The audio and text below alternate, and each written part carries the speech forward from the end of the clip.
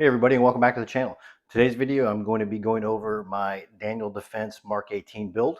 While this wasn't a build that I put together myself, it started life as a Mark 18 pistol.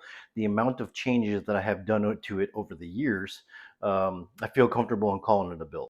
So not only is this video kind of go over this one like I have in some of my previous videos, but I think it's going to also highlight the learning process that a lot of AR-15 owners go when they buy a gun and they're a little bit newer to the field and they're trying to figure out exactly what they should buy. You know, I see posts all the time saying, hey, what's the best this and what's the best that and what should I get?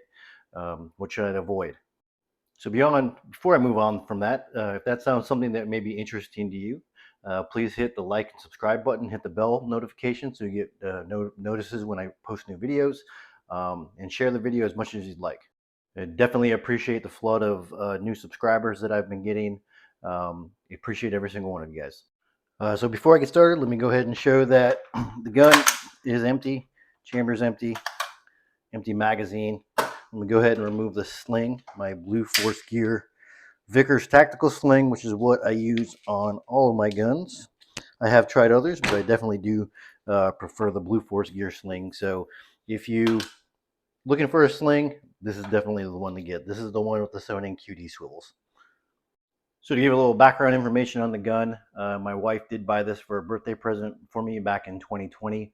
Definitely, I have not been new to ARs. I've been in probably close to 17, 18 years now. Very first one being a Stag left-hand model, as I am a left-handed shooter. Um, had a few other guns as well, but when my kids were younger, money was a thing. So I went a long time without having guns. And I want to say back in 2016, 2017, got back into it, picked up a Palmetto State Armory dissipator model. Had that for a few years, and then my wife, again for my birthday, she wanted to buy me something pretty nice, so she ended up buying me this Daniel Defense Mark 18. Always wanted a short barrel AR, especially after seeing the movie Heat and the little shorties ARs that they have in those. Saw that when I was a teenager. No, it's not the same type of model. I get that, but I've always wanted a little short barrel AR. And if you're in the market for a short barreled AR, which better model to choose than the iconic Mark 18? So it's really what I have my mind set on. I know Daniel Defense, they're not the ones that made the Mark 18, but moving to the once they went to the Mod 1 program and added the RIS2 rail, they really kind of cornered the market on it and really made it a bit more iconic in comparison to the Mod 0 that had the front side post on there. So this is the model I chose with. I'm going to go ahead and be dropping in some pictures along the video so you get an idea of all the different changes that were made over the years. But this gun here itself started off as a bare bones Mark 18 pistol that had the SB Tactical SOB brace, which is, if anybody's unfamiliar with that one, it is the model that has the smooth receiver extension and the brace. It does not adjust and it can freely spin around on it. It did have the Law Tactical folder on there, but it had a black one. So that's the way I bought it from the factory. I believe I purchased it from Hinterland Outfitters. So right off the bat, this to me, the Mark 18, it was my first like nicer gun that I owned. Like I mentioned, I had the Stag before and then the PSA. So I'm definitely very proud to have one of these. Right off the bat, I threw a set of Magpul Embus plastic sights on it, along with the Inforce WML, which is the smaller model that's only got 400 lumens and 4,000 candela. Had that for a little bit and decided to move on to something, wanted to get a red dot for it. So I've always been a fan of the circle dot reticles, similar to or what the EOTechs have on them. At that point, I didn't have the money to do it, so I went ahead and bought a SIG Romeo 5 XDR. The XDR model's upgraded from the SIG Romeo 5, as it does have it runs I can't remember if it's AAA or AA battery. Pretty solid sight. And also at that same time, I did upgrade the polymer Magpul sights to the Embus Pros, which are the steel versions. Really, really super solid sights. Little while later, I went ahead and upgraded the SB Tactical SOB brace. I changed out the receiver extension because I wanted your standard adjustable stock on there. Well, adjustable brace, because I ended up going with a flat dark earth SBA4. I also changed out the black Enforce weapon WML that I had on there and put on a flat dark earth one. To me at the time, not really knowing a whole lot about lights, I figured that would be bright enough, and that may be bright enough for some people. It's not a bash against anybody who likes Enforced lights, but at the same time, I went ahead and added a BCM CAG.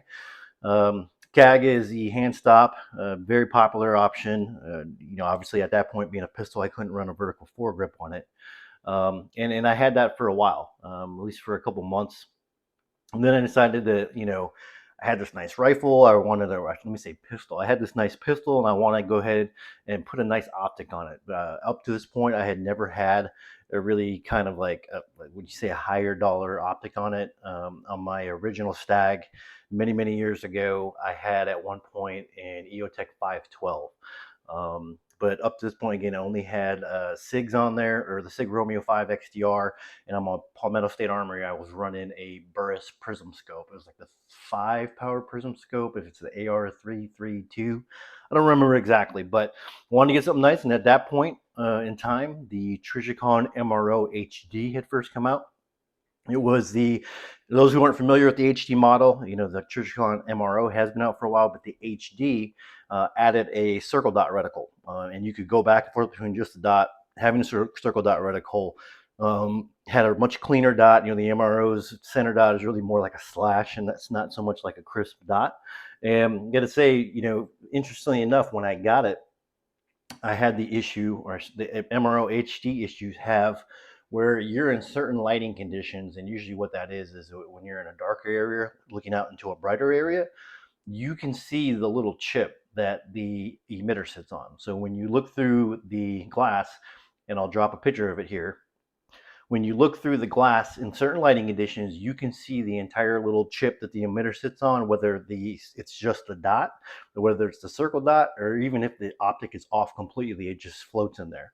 And for me, I didn't find that to be acceptable, especially when you spend $650 on an optic, especially when the optic that it replaced was $150, and that did not have that same type issue. So I wrote a very professional but strong word email to Trijicon, mentioning that this is my first Trijicon model ever, and I was very disappointed. And then actually, they got back to me. One of the product development managers got back to me and said, "Well, I would encourage you to run it. See, that only happens in very limited times.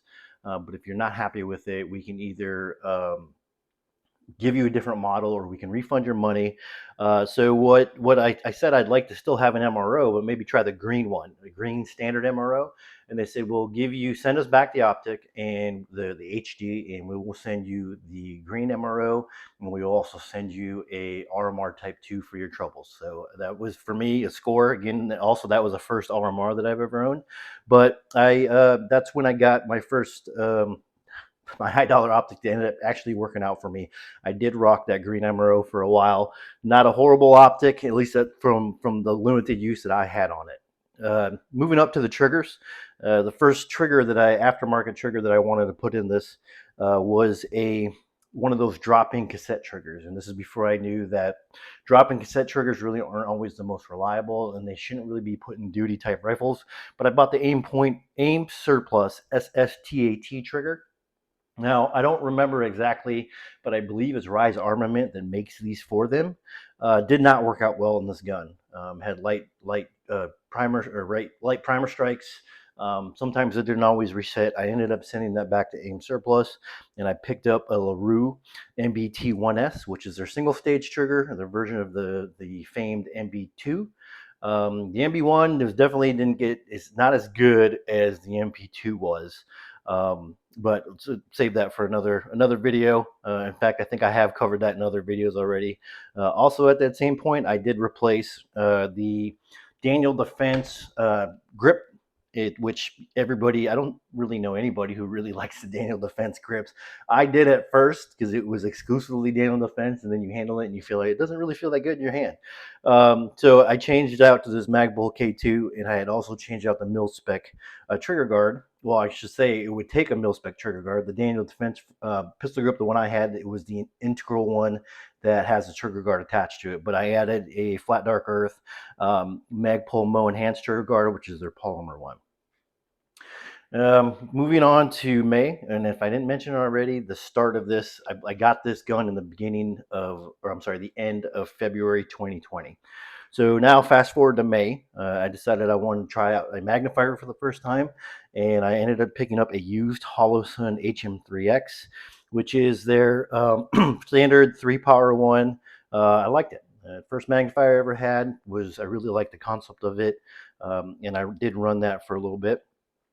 But once I got into it, and that kind of the bug bit me for magnifiers, I did get my hands on, in June, I picked up a Trijicon MRO 3X magnifier.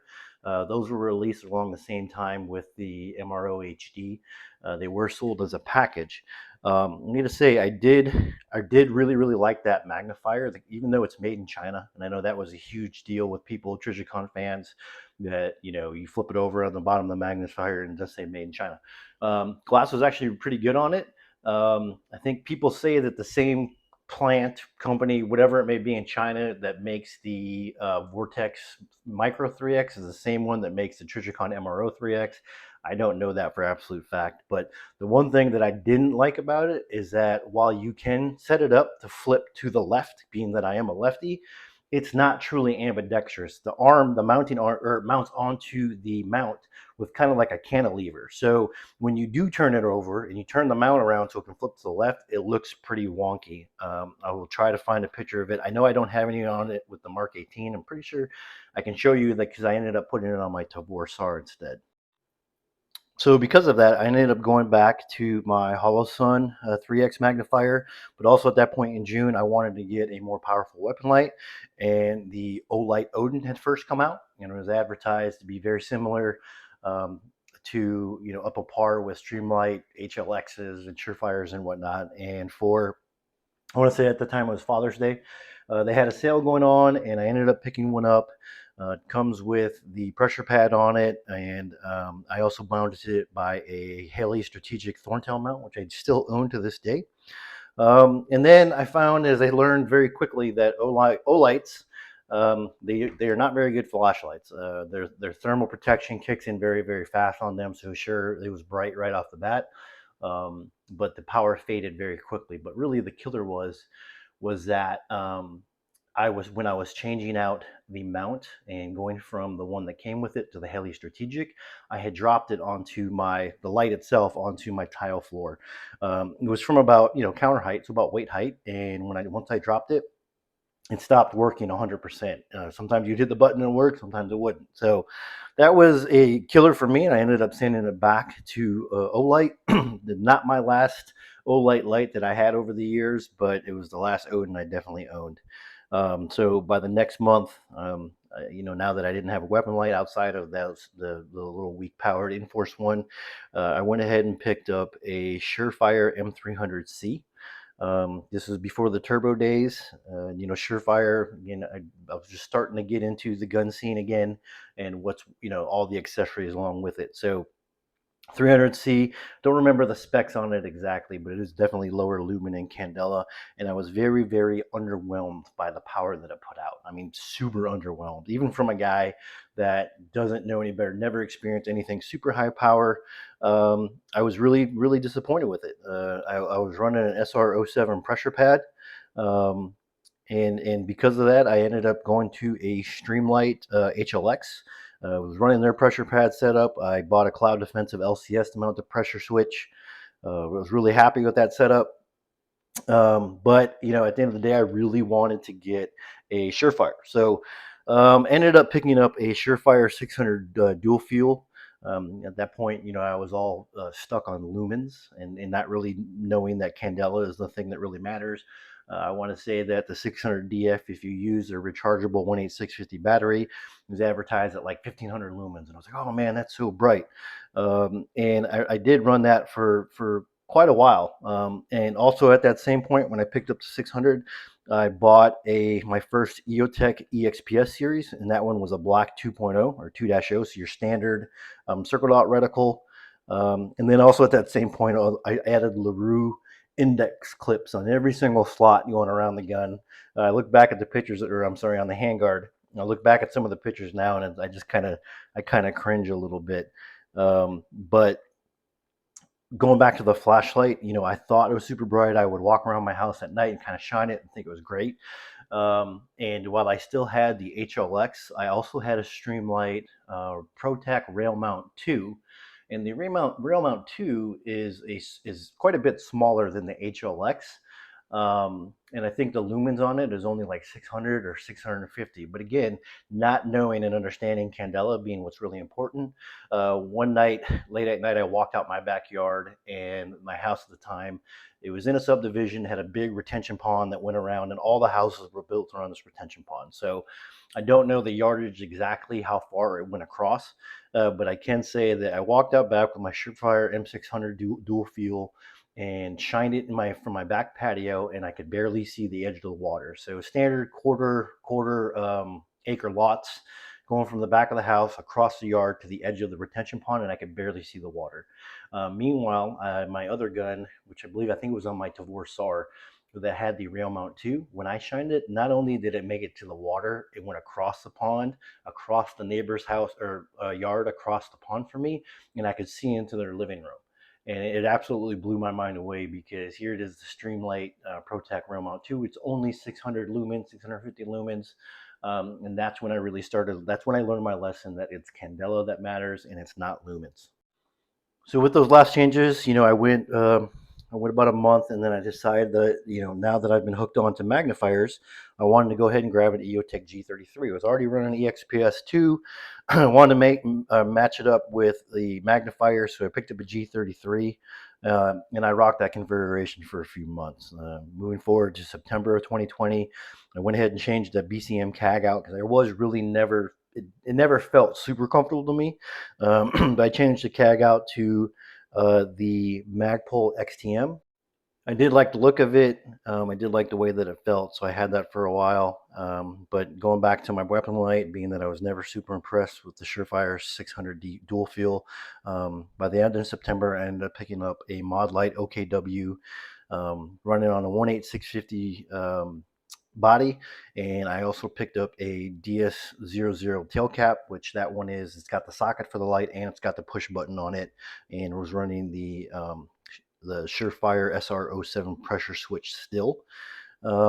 Also at that point, I had upgraded the front sight to a fixed front sight. It was a black Daniel Defense fixed front sight, and I also had changed out the Daniel Defense, I think they called it the grip and rip charging handle, with the Radian Raptor LT. Their LT models, their less expensive version. The handle itself is made out of polymer versus aluminum. So I ran that setup, didn't have any changes for quite a few months. But I will say that I was never super impressed with the OKW. And even though the OKW is rated at 70,000 in candela and 600 or 670 lumens, um, for me personally, and it's the only OKW head I've ever had. Maybe I had something that was wrong with it, but while it had throw, and you could definitely see those lumens were projected very, very far, it didn't blow my socks off. So by March 2021, I ended up replacing that OKW setup, and I thought that I would get a little bit of a shorter weapon light, so I ended up picking up a Cloud Defensive Rain. This was a Gen 1 in flat dark earth. Replaced the whole setup with that. I think I put it on a different gun, but at that same point, I had also changed out the Magpul MBus Pro folding rear sight to the Motec, the classic Motec military contract one. Thought it would make it a little bit more applicable to the gun, and had that for a little bit. But I also, later that month, I ended up upgrading and changing out the Radian Raptor LT, the polymer version, to their standard version Raptor, which is the aluminum version. In that charging handle, along with the Magpul K2 grip, you can see I am still running on the gun today. But then I decided I wanted to add a little bit more flat dark earth, the whole 50 shades of FDE. So I ended up changing out that Motec sight, and I ended up getting a flat dark earth Troy folder. Was pretty happy with that. Also around that same time period, I ended up changing out the mount for the EOTech G33, because being that I am left-handed, anybody who's familiar with any mount, usually with a throw lever, when they're set up standard, the throw lever goes to the rear, so you can get your G33 to mount up right against the back of the EOTech. Well, being that I'm left-handed, I need to switch to the left. You got to turn the mount around, so now the throw lever goes forward. When it does that, it sticks out past the magnifier and interferes with the body. So I had to have it set back further than what I liked. And I know it's really kind of, it's not a big deal, but I wanted a closer distance in between my magnifier and my EOTech. So I got the LaRue G33 mount. Has a shorter lever on it. Yes, it does throw it forward, but it doesn't protrude past the magnifier, so I could get up there closer. Definitely was not a cheap mount. But one thing that I did not like about the LaRue was that, it's not like the factory switch to side mount where it just has a spring tension that you can flip it back and forth. You actually have to pull against a really high tension spring to get past the detent and then flip it open and then also flip it shut. So not a big. I mean, you may think about it's more secure that way. I can't accidentally get flopped open or shut, but that's for a right-handed person. So when you're left-handed and you switch it around, you have to push forward. Not really the easiest move. Obviously, if you're righty, pulling it back is easy because the gun is firmly in your shoulder or at least under your armpit. But for lefties, not really the best setup. So if you are left-handed and you're thinking about trying out the LaRue magnifier mount, that was my experience. I ended up liking it. Well, I did run that mount for a while. I ultimately decided that I didn't want to run a magnifier on my Mark 18. Magnifiers do add some considerable heft. It's almost about, it's like 2/3 of a pound. When you take it off, it is pretty noticeable. The Mark 18 with this 10.3-inch barrel and it's shooting 5.56, and also what I use it for. I figured that I was gonna go with the weight savings versus over the utility of the magnifier. I didn't think I really needed it, so I ended up ultimately taking it off. By July of 2021, I had went ahead and changed out the Magpul XTM hand stop and ended up going with the Emissary Development hand stop on there. It's very, very comfortable hand stop, at least for me. I know they're very popular. They look pretty cool, and they feel very, very natural. So had that set up for a while. But by November 2021, I ended up upgrading the trigger in it. Like I mentioned, I had the LaRue MB21S in there for a long period of time. I was never super impressed with it. It is still pretty heavy, though a lot more crisp and better reset than a mil-spec trigger. But by November 2021, I got a Geisley SSP. I had an SSAE and other ARs and was really impressed with the Geisley. So I wanted something for a single stage. For me, my blasters, I have used single stage triggers, and for guns that are a little bit more precision, I like two-stage triggers. So really like the Geisley SSP. Again, for many months, I ran that setup. Then by April of 2022, I started making some more changes. I ended up changing the Cloud Defense Rain, the Flat Dark Earth Rain micro out, and I picked up another mod light, this time the PLH V2, again with a 18650 body. And then I also added the Unity hot button pressure switch. Anybody who isn't aware, the Surefire SR07 and ST07 switches, they do not offer the proper voltage to get the full power out of these super mega candela weapon lights. Mainly at that point, it was the mod lights, OKW's PLH V2s. I never noticed a difference. When I would do them side by side, I wouldn't really notice any kind of difference in the output until one day I was alternating going between the pressure pad and the button on the back of the DS00, and I was going back and forth, and I accidentally pressed both at one time, and I released the tail cap button first, and I saw the power dim. That's when I realized, oh man, I guess it really does dim out a little bit. Now, that being said, it's pretty dang minuscule. Really, really minuscule. Like I said, if you alternate back and forth between Surefire pressure pad and the tail cap button of the DS00, you won't see it alternating back and forth, but you will notice it if you press both and then release the pressure switch. You're going to see the power increase on that. So that's what made me jump to the Unity hot button. Plus, I mean, Unity hot buttons, they just are super, super sweet. And I think also at that time, around that same time period, I had finally changed out the black EOTech EXPS 2, and I went ahead and picked up a flat dark earth 3.0, which I'm still running on the gun today. Now, as much as the Mark 18, it shoots very well on suppressed, these things are really made to be ran with a suppressor on it. You'd always want a rifle can on it, so by May of 2022, I went ahead and ordered my Huxworks HXQD 556. That can comes with their flash hider suppressor mount. So when I went to the gun shop to certify the form, they gave me the suppressor mount, so I went ahead and modded it or added it on there. I did forget to mention that going back to, I want to say it was September of 2020, I had upgraded the standard Daniel Defense A2-ish flash hider to a Smith Vortex, just to make it look a little bit different, a little bit more trick. But on top of that, it is a very effective flash hider. A2 does a great job as well, but the Smith is even better. So changed out that Smith Vortex and added the Huxworks flash hider suppressor mount. So now that I had finally committed to spending the money and dropping the dough to get the suppressor for it, I wanted to take the next step and go ahead and SBR this. So by the end of 2022, I filed my first eForm 1. Did paper prints, sent them in. I remember I sent it like the very end of June because it went into the July 4th holiday. But 6 days after I submitted my Form 1, let me take that back. 6 days after the ATF received my prints, I was approved for the Form 1. Absolutely blew my mind how quickly it got submitted or approved. So I had to quick rush off and get the engraving done. Not You can see it's on the other lip, but I had it done inside the magwell here, so it's the engraving is definitely out of open sight. I had a legit SBR or a legal SBR. Took off that SBA4 tactical brace. I went ahead and put on, well, not on here now, I went with a B5 system SOT mod in Coyote Brown. I went ahead and also changed the buffer tube on it because back when I went from the pistol buffer tube or receiver extension that's just smooth, I had put on, I believe it was like a CAC Industries carbine receiver extension.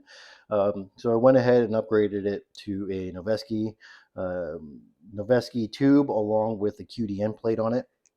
So now I just slipped off the SBA4, put on my B5 Systems SOT mod buttstock, and then I added a Tango Down vertical grip, the stubby flat dark earth version, and I ran that for quite a while. Until just recently, as you see, I don't have them on here anymore. And then by the end of September 2022, I decided that I want to do a little bit more upgrades to it. I changed out the Magpul polymer enhanced trigger guard, and I went ahead and got the Forward Controls Design winter trigger guard. Just thought it looked a little bit cooler on there. I had also at that point added a black Forward Controls Design single dimple ejection port cover. And then I also changed out the mag catch, both the button on the front, and I had also added the ambi mag release on the backside, along with the rearward biased bolt catch. You see here I decided to go with the serrated version. So previously, and I know I forgot to mention it, for a mag release, as a lefty, at least having a mag release on the left side is key. I had the Arms Unlimited ambi mag release, which is pretty much just a ripoff of the Norgon. Norgon was a very popular option for many years. It looks like your standard magazine release, but it has a raised tab on it, so you can activate it with your left hand. Works decently enough, very inexpensive. I want to say they're only like 20 or 25 bucks, but it can be a bit harder to push. Plus the Forward Control Design stuff, I mean, like really good functional parts that look really cool. So wanted to upgrade that one, and I went ahead and added both of these. So again, like I mentioned, that was September. Ran with that configuration for quite a while. Didn't have any issues with it. And then by March, so fast forward March of 2023, my Huxworks can was finally approved. So it was 9 months to the day that I submitted it and certified to actually receiving my can.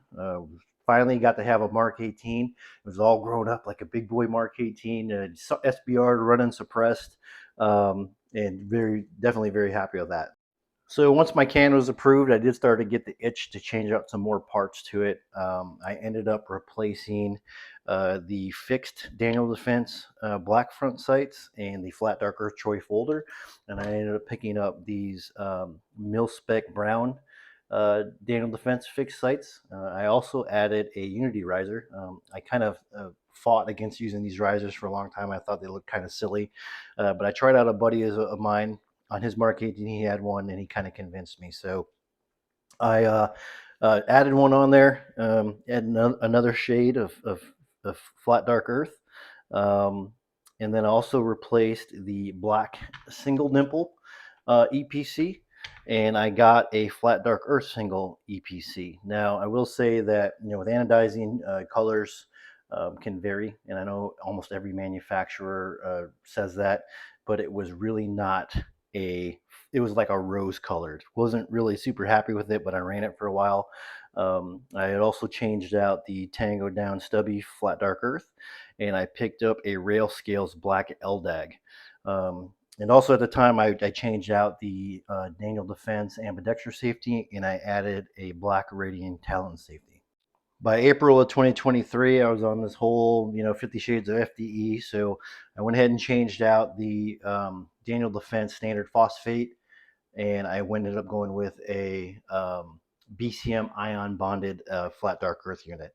Um, definitely, I know Daniel Defense BCGs are known to be pretty good, but so are BCM. So change that out, just add another shade to it. And then by May, I had removed the Mod Light PLH V2 head, and I ended up going with the Flat Dark Earth Malkoff E2 XTL head. Some people may say that that's a bit of a downgrade on it, but I disagree. These Malkoff heads are absolutely awesome. Not quite as bright and have the output as like the new Surefire 640 turbos or the Cloud Defensive Rain 3.0s, but their thermal protection is probably better than anybody out there, where they keep their power for longer than almost every other brand that's out there, at least from what I have seen. Also at that point, something I had changed out was that Radiant Talon safety. So I think around that time period is when it came to light that the Talon safeties can fail in certain situations. And then also on another AR build I had done, I don't remember which one it was off the top of my head, but I was using a Radiant Talon and I was using a Geisley SSAE trigger, and I was having issues with it. And then after doing some research, come to find out that the Talon can be an issue with some Geisley triggers. And to me, I thought that was bullcrap, so I went ahead and removed that out. Went ahead and got this Badger Ordnance Flat Dark Earth unit. Definitely really love these triggers. They are not cheap. I should say safeties, and they're not cheap, but they're super, super crisp. If you're running a Radiant Talon, even if it doesn't give you any problems, I highly suggest checking these safeties out. I have a separate video on it if you're interested in going and watching that. And then later in May, again, to add another shade of Flat Dark Earth, I ended up picking up a Flat Dark Earth Law Tactical folder. Said it came from the factory with the black one installed. Put the black one, the Flat Dark Earth one on here. I did change out the Noveski QDM plate, and I went with an LMT. The LMT QDM plates, these are probably, can't really see with the light so well. These are probably my favorite QDM plates, just the way they look and the low profile, but I ended up swapping that out. So a few months got by, I rocked that configuration, didn't make any changes to it. And then I was able to, by September, these Flat Dark Earth LDAGs came into stock, so I went ahead and picked one up, replaced the black one that was on there, and I also got my hands on a twin dimple for Controls Design EPC. That was definitely, it was more of a real flat dark earth color. So, I'll dropping pictures in along the way to get an idea of what that previous one looked like. At that point, I had also added the HRF Concepts RCM, the magwell here. I do have a separate standalone video on it if you want to search through my channel and check that one out there. And also at that point, I I ended up changing out the BCM Ion Bond Flat Dark Earth BCG with an Evolved Weapon Systems Chrome unit. And if I remember correctly, I did that because one of my other ARs that had some other, I had it rattle cans. I thought that it looked a little bit better. Again, these are all great BCGs, so no preference as far as function or reliability. I just like the way that the ion bond looked and with my other gun, so I put the chrome unit in here. Though I'll say that I didn't really care for how the chrome looked with the rest of the color scheme, so I knew that ultimately I was going to end up changing that out. So by October of 2023, I ended up changing out the buttstock. I went with these Volter iMod. The iMod is a bit smaller of a stock. Obviously, it looks a little bit different too, but I feel that the iMod looks better on these shorter guns overall.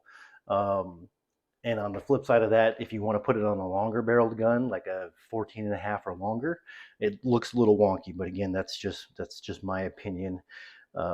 Definitely no difference between the functions. So lastly, or at least the last thing that I have done to this thing is that back in November, as I started to be able to get my hands on some more LMT bolt carrier groups and enhanced bolts.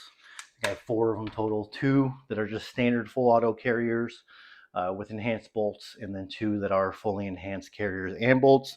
I went ahead and dropped that one in here, and that's what I'm currently running.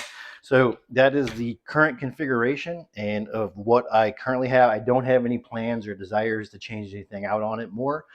That's not to say that I won't make more changes in the future, but I feel pretty good with where it's at now. So again, Mark 18s, they definitely they fit a certain niche. They serve a certain purpose. Um, this is my go-to home defense gun. When you're running it suppressed, I'm going to be hard pressed to say that you can think of a much better configuration than a Mark 18 for close quarters. It definitely served its purpose in the global war on terror. And just kind of show you an example with a can mounted and the short little barrel. I'm going to mount up. Here's my 16-inch barreled build that I did for my sister-in-law. I'm going to mount up the receiver end to end. And as you can see here, just down a little bit. As you can see here, even with the can on there, it is shorter than a 16-inch barreled unsuppressed build. So this thing here, I mean, getting around corners, navigating inside close places, the Mark 18 absolutely shines. One of the things that I forgot to mention is that from the factory, this came with an H buffer. I have recently changed it out to a H2. Didn't really see much of a difference in the ejection pattern that way, though ejection pattern doesn't tell everything. I can say that these, Mark 18s were known to be very overgassed in years prior, and I don't remember which year it changed. I want to say it was around 2016, 2017, Daniel Defense started making the gas ports smaller, but in this configuration, this Daniel Defense Mark 18 purchased in March of 2020 is gassed super, super well. Very pleasant to shoot. I know when I first got it, I didn't have my suppressor on there, and when I shot it, I was blown away. It was definitely softer recoiling than my 16-inch PSA dissipator running a Lantac Dragon muzzle brake on there. So when it comes down to and you choose a barrel for your gun or any gun, the gas port really determines how smooth your gun is going to shoot, and then you can fine tune it a little bit with a heavier buffer spring or a different buffer spring, such as a Springco or maybe even a Tubbs flat wire, and then also adding weight to your buffer itself. But I love this gun, especially considering it's an SBR. I'm never going to get rid of it, but even if it wasn't, I wouldn't anyway. Besides being sentimental, my wife buying it for my 40th birthday, I just love this thing. If you're interested in getting a Mark 18, definitely recommend the Daniel Defense. Hope you enjoyed this video. Again, get a good overview of my Mark 18 build, but also I think the bigger picture here, the bigger message here is like when you're new into ARs and you're learning what works, what doesn't work, what you like, it is definitely a learning process and it's personalized to everybody. So it started off with very humble beginnings and kind of has gotten to the point where it is now. This isn't it's not peak performance, but it's pretty dang near close to it. Definitely love this gun very much. So Hope you enjoyed the video. Again, please like, subscribe, share the content. I did notice with the YouTube analytics, the majority of my views come from people who aren't subscribers. So please subscribe, hit that button, and we'll see you in the next one. Thanks.